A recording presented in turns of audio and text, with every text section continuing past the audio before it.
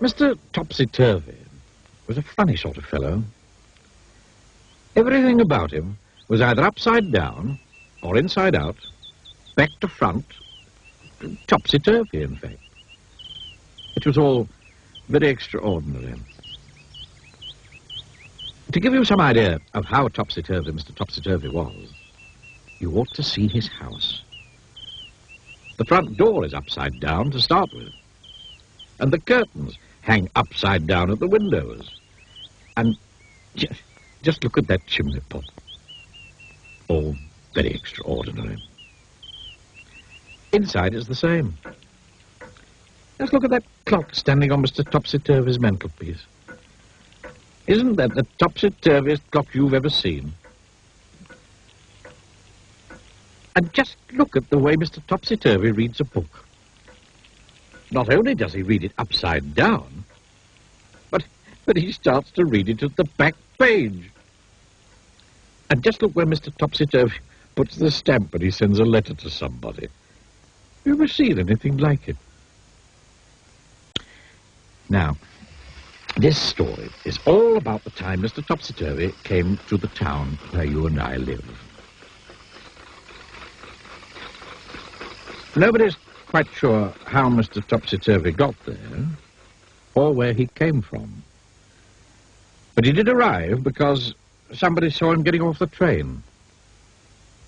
The trouble was, he did it in a topsy-turvy way. Which really isn't all that surprising, is it?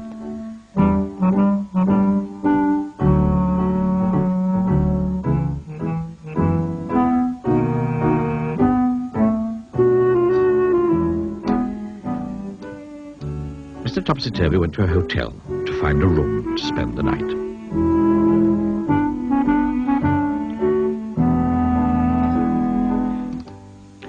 The hotel manager tried not to smile when he saw Mr. Topsy Turvy walk into his hotel carrying his suitcase upside down and with his topsy-turvy hat on his head.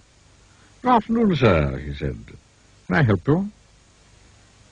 Now, something you didn't know about Mr. Topsy Turvy is the way he speaks. You see, he sometimes gets things the wrong way round. "Afternoon, good," said Mr. Topsy Turvy to the hotel manager. I'd room alike." The manager scratched his head. "You mean you'd like a room?" he asked. "Please, yes," replied Mr. Topsy Turvy. Eventually, the hotel manager managed to work out what Mr. Topsy Turvy was talking about, and he was taken up in the lift to a bedroom.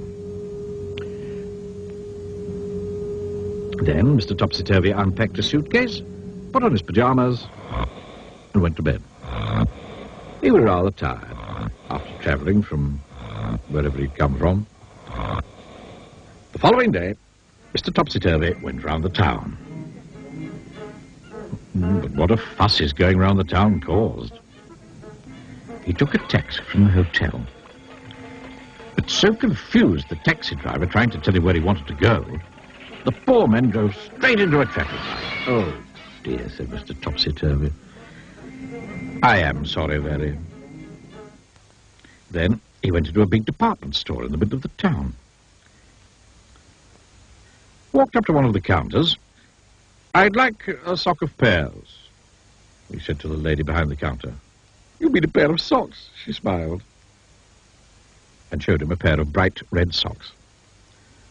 Mr. Topsy Turvy put them on his hands. Then he tried to leave. But being Mr. Topsy Turvy, he tried to walk down the up escalator, and all the people who were going up the up escalator all fell over themselves. Oh, it was a terrible topsy-turvy jumble. That day, Mr. Topsy Turvy did all sorts of topsy-turvy things.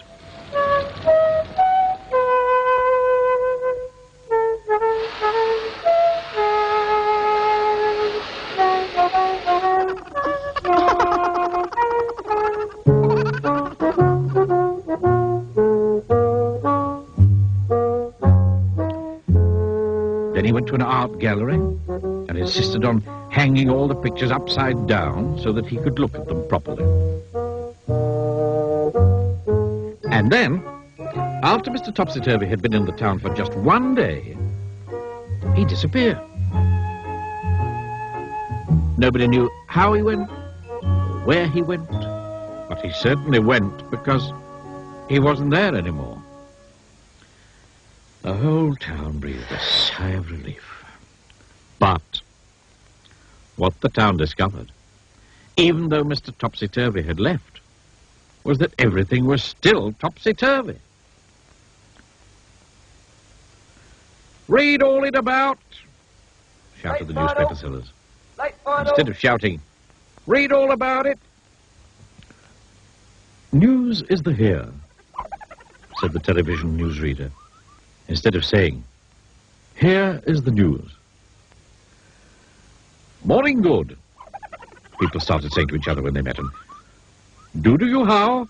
instead of "How do you do?" Everybody was talking topsy-turvy. Now, can you think of something to say that's topsy-turvy? Try on, go. I mean, go on, try.